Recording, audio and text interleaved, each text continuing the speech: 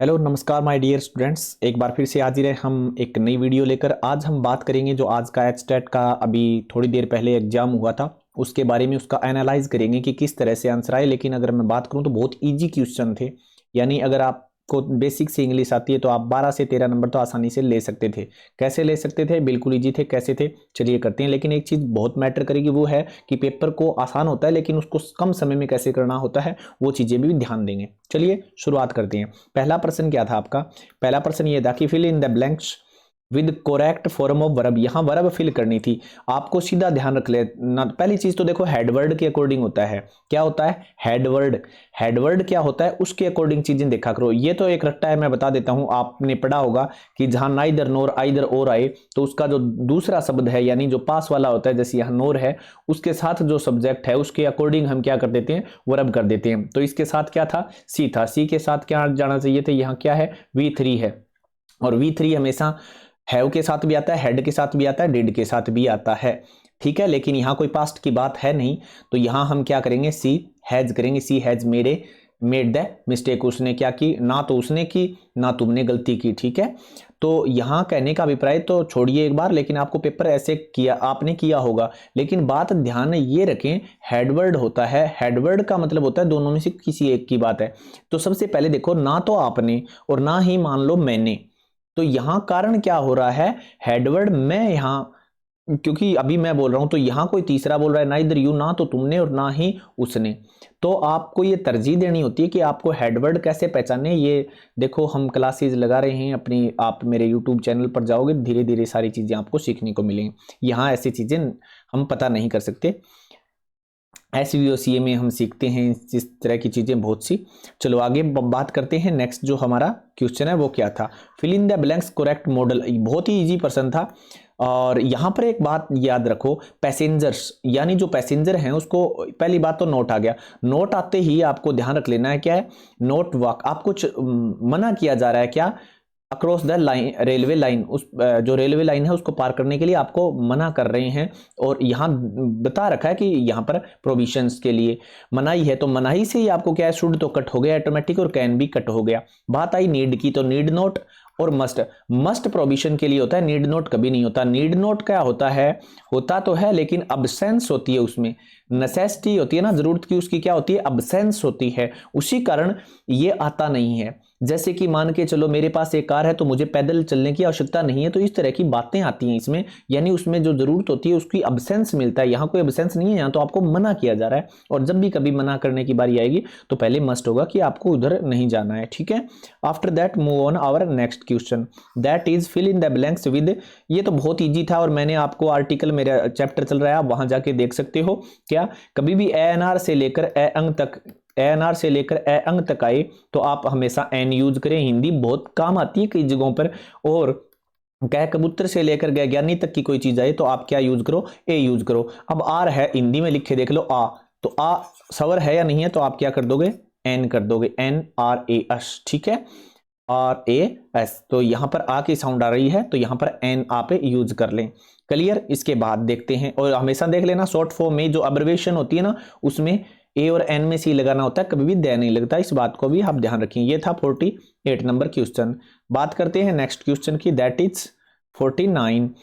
तो 49 number question क्या कहता है? Did he kill A line. यहां बात कर रहे हैं पैसिव वॉइस की। आपको क्या बनानी है?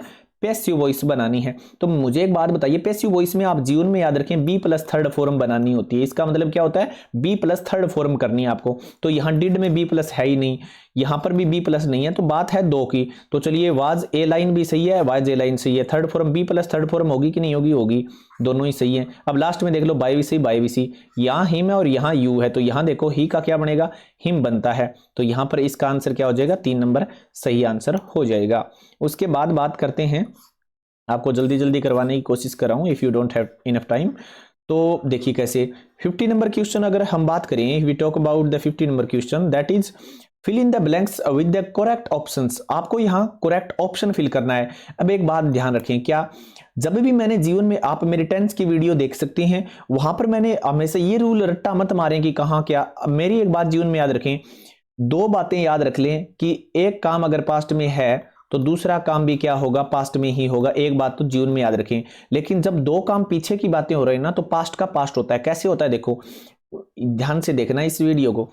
वह जब मोनिशा है वो क्या करती है, रीच्ड पहुंचती है, रीच्ड नहीं होता, रीच्ड द बस, तो जो यहाँ कोमा है, वहन मोनिशा रीच्ड, जब मनीषा पहुंचती है, तो अब इसका मतलब है पास्ट की बात होगी। हमेशा पास्ट का पास्ट क्या होता है, पास्ट परफेक्ट होता है। जीवन में याद रख लेना, पास्ट परफेक्ट कभी पास्ट टेंस नहीं होता, पास्ट का पास्ट परफेक्ट होता है, पास्ट, ठीक है ना। तो ये ध्यान रखें, पास्ट जो पास्ट सिंपल है उसका पास्ट होता है। तो याद रखें, इसमें सीधा सा आंसर था हैड ऑलरेडी लेफ्ट।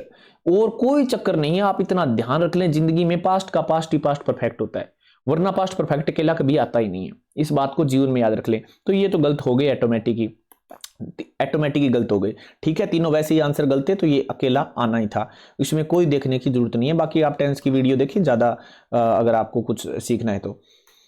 इसके बाद देखिए, fill in the blanks with the correct option that complete the idioms. A rolling stone, एक घूमता हुआ पत्थर, ये बनी कैसे है, इसका क्या होगा, गैदर्स नो मोश। इसका मतलब, अब एक कई बात होती है, एक आदमी है जो कहीं नहीं टिकता है, ना तो वो पैसे इकट्ठे करता है, ना घर बार की जिम्मेदारी लेता है। कहने का मतलब घुमड़कर टाइप का, उसको कोई लेना देना नहीं है, उसके लिए ये फ्रेज बना हुआ है, या सॉरी ईडियम बना हुआ है, और इसीलिए इन्होंने नाम दे दिया। पहले लाइन से पता चल रहा है, a rolling stone gathers no moss, ठीक है। आफ्टर दैट हो, आशा करता हूं आपको अच्छा लग रहा होगा इस तरह से। इसके बाद नरेशन जब भी कभी आती है तो बहुत इजी हो जाता है। पेपर में कैसे करना होता है, बड़ा इजी होता है। सैड टू को, पहली बात सैड टू के लिए क्या यूज करना है, प्लीज नाम है, रिक्वेस्ट देख लो, बाकी कट कर दो, ये कट हो गया, ये कट हो गया, क्लियर हो गई। आस्क हो गया, दूसरा भी कट कर दिया। अब बचे दो, यहां पर देखो, यहां तक तो दोनों ही सही हैं, यहां तक दोनों ही सही हैं। उसके बाद टू भी सही है, उसके बाद बी काइंड भी सही है, बी काइंड भी सही है। यहां क्या है, मी, और यहां क्या है, हिम, क्लियर हो गया। तो यहां मी है, यहां से देखिए इसको किसको कहा गया है, Kavita said to mister Cooper, तो please be kind to me, तो इसके लिए रहना ना, तो इसके लिए मी थोड़ी आएगा, इसके लिए क्या आएगा, हिम आएगा। तो इसलिए आंसर क्या हो जाएगा, 1 नंबर आंसर इसका हो जाएगा, यानी हिम वाला आंसर हो जाएगा। After that move on next step, that is 53 number question. ये क्या कहता है, ध्यान से देखना, fill in the blanks with the correct option. Let's यहां पर प्रेजेंट शो हो रहा है, चलिए यहां रुकते हैं। क्यों रुकते हैं, क्योंकि बारिश हो रही है, पास्ट का तो कोई मैटर ही नहीं है इसमें, तो ये तो बिल्कुल इजी से था, अगर आपने किया है तो बहुत ही इजी क्वेश्चन था। नेक्स्ट, यहां पर मैंने वो साफ नहीं आया इसलिए खुद एडिटिंग की है आपके लिए, ताकि आपको अच्छे तरह से समझ में आ सके। Choose the part of the sentence that is grammatically incorrect, जो सही नहीं है उसके बारे में बात करनी है कि कहाँ गलती है। तो देखो, the thief took toward his heels, यहाँ तो गलती है ही नहीं, वैसे यहाँ पर भी नहीं है। द पुलिस व्हेन अराइव, यहाँ पर भी नहीं है। तो यहाँ क्या है, टुक टू, यहाँ टू आना चाहिए था अकेला, लेकिन यहाँ ये दे रखा है, तो शायद हमारा आंसर क्या हो जाएगा, 1 नंबर इसका सही आंसर हो जाएगा। बात करते हैं हम नेक्स्ट 55 नंबर क्वेश्चन की। द वर्ड गैरुलस क्या होता है, एक आपने ये शायद 7वीं 8वीं की बुक में आप पढ़ोगे, जिसका मतलब होता है जो ज्यादा बातें करता है उसको क्या कहते हैं, गैरुलस कहते हैं, ठीक है। जो ज्यादा टॉकटिव होता है, जो ज्यादा बातें करता है। आगे बात करते हैं 56 नंबर क्वेश्चन की। 56 नंबर क्वेश्चन क्या कहता है, अरेंज द वर्ड। अब एक और है, ये एसवीओसी आपको आते हैं ना, ये टॉपिक आता है आपको, सब्जेक्ट वर्ब ऑब्जेक्ट कॉम्प्लीमेंट और एडवर्बियल का, तो ये इजी हल कर सकते थे आप। लेकिन फिर भी अगर ये कहावत भी आपको याद होगी तो देख लेना कैसे है। क्या कह रहा है, टू मैनी कुक्स, यानी जो अगर टू एक जो ये शब्द है ना, ये नेगेटिव का वर्ड है कि ज्यादा कुक्स क्या करते हैं, चीजों को बर्बाद कर देते हैं, ठीक है ना, क्या कर देते हैं, चीजों को बर्बाद करते हैं। ब्रोथ का मतलब एक खाने पीने की वस्तु होती है, शोरबा बोलते हैं उसको, अगर आप जानते हैं तो। जानता मैं भी नहीं हूं वैसे शोरबा क्या होता है, लेकिन ये खाने पीने की वस्तु होती है, तो ये उनके लिए यूज किया गया। लेकिन ये विदेशी चीजें, इंडिया के अंदर हम इसको यूज किस लिए करते हैं कि ऐसे लोग, बहुत सी कोई भी चीज अति मात्रा में होगी ना तो वो चीजें खराब करेंगी, इसका कहने का अभिप्राय ये है। आफ्टर दैट मूव ऑन, तो इसका आंसर क्या हो जाएगा, तो टू मैनी कुक्स, यहां पर क्या आएगा, पहला, और फिर क्या आ जाएगा, चौथा। पहला और फिर चौथा आ गया, तो पहला चौथा किस में है, इन दो में ही है, और एक पहले में है। लेकिन उसके बाद क्या बचेगा, ये वर्ब आएगी, तो ये सब्जेक्ट हो गया। ये देखो सब्जेक्ट ये इतना है पहला, और चौथा क्या है, सब्जेक्ट, और फिर क्या आती है, हमेशा वर्ब आती है। तो सब्जेक्ट के बाद क्या आती है, देखो वर्ब आती है, तो यहां पर वर्ब क्या आएगी, देखो सेकंड नंबर इसी में है, यहां थर्ड है, तो ये गलत हो जाएगा, और ये हमारा जो आंसर नंबर 2 है वो सही हो जाएगा। उसके बाद बात करते हैं हमारे नेक्स्ट रूल की, that is which of the following option express the correct meaning of the sentence given below, he is too cute. अब मैंने क्या कहा था, ये हमेशा नेगेटिव वर्ड होता है, इसका मतलब है जब भी ये कभी आ जाए तो याद रख लेना, आप सो यूज कर लेना, तो जहां जहां सो है वो कट कर दो, ये पहले पता होना चाहिए आपको, ये रहा। और नेगेटिव है तो ये देखो कैनॉट भी आ गया, यहां पर भी ऐसा नहीं था, यहां पर भी नहीं था, यहां है लेकिन यहां सो नहीं है, क्योंकि दोनों जगह नोट लगा रखा है इसने। ठीक है, तो आपका आंसर नंबर जो 3 है वो इसका सही आंसर होगा। बात करते हैं नेक्स्ट क्वेश्चन की, दैट इज 58 नंबर। क्या कहता है, choose the part of the sentence that is grammatically incorrect.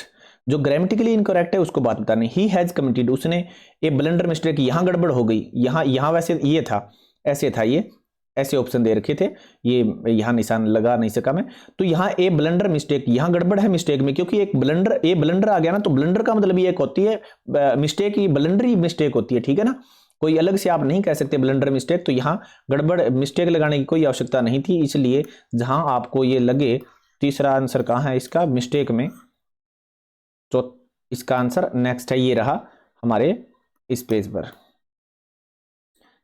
तो इसका आंसर क्या हो जाएगा, मिस्टेक में गड़बड़ी है, आपको मिस्टेक लिखने की जरूरत नहीं थी। ब्लंडर का मतलब ही होता है एक जो बैंकर से बैंकर गलती आप करते हो उसको कहते हैं, ठीक है, तो ये आपको आवश्यकता नहीं थी, तो मिस्टेक में यहां पर गड़बड़ी है। उसके बाद क्या है, which of the following sentence is the correct option to express present perfect continue. मेरी बात सुनो ध्यान से, प्रेजेंट का मतलब क्या होता है, प्रेजेंट का मतलब हो गया प्रेजेंट यानी हैज है, परफेक्ट, प्रेजेंट परफेक्ट का मतलब क्या हो गया, हैज है। कंटिन्यू का मतलब क्या हो गया, बी, और बी परफेक्ट, जो परफेक्ट होता है हमेशा हैज है, किसके लेते हैं फॉर्म, थर्ड फॉर्म लेते हैं, तो ई एन लगा के थर्ड फॉर्म बन गया। अब कंटिन्यू का मतलब है चौथी फॉर्म लगा देना, तो यही कारण है यहां पर। अब देखो कौन सा सही है, सिंस 4 इसके साथ आप यूज करते ही हैं, तो यहां पर देखो, यहां क्या दे रखा है, 2 o'clock दे रखा है, क्या नाम दे रखा है, सब में 2 o'clock 2 o'clock 2 o'clock, तो एक निश्चित समय दे रखा है, तो फ्रॉम भी नहीं आएगा यहां पर, ध्यान रखें, और 4 भी नहीं आएगा। यहां दिक्कत आई है क्या, अब दिक्कत यह है कि यहां सिंस भी, इसमें भी सही है, since 2 o'clock in the morning, since 2 o'clock in the morning, लेकिन यहां देखिए वेकिंग लिख रखा है, ठीक है, mister Mehta has been waking, तो यहां पर क्या है, ये 2 नंबर सही हो जाएगा, यहां पर WAKED दे रखा है जो कि गलत है, तो 2 नंबर इसका सही आंसर होगा। अब बात करते हैं 60 नंबर क्वेश्चन की, बहुत इजी था। हेड बैटर हमेशा शुड की तरह होता है, क्या होता है, हेड बैटर शुड की तरह होता है, ठीक है ना, हमेशा याद रखिए। और मॉडल, ये मॉडल की तरह ही है, शुड की तरह, तो हमेशा इसके साथ कौन सी फॉर्म आती है, फर्स्ट फॉर्म आती है, बेयर इन्फिनेटिव वर्ब आती है, आप टू इन्फिनेटिव में पढ़ते हो 10वीं क्लास के चैप्टर में, ये आंसर आपको मिल जाएगा। आशा करता हूं आपके लिए ये की यूजफुल होने वाली है। धन्यवाद, थैंक यू।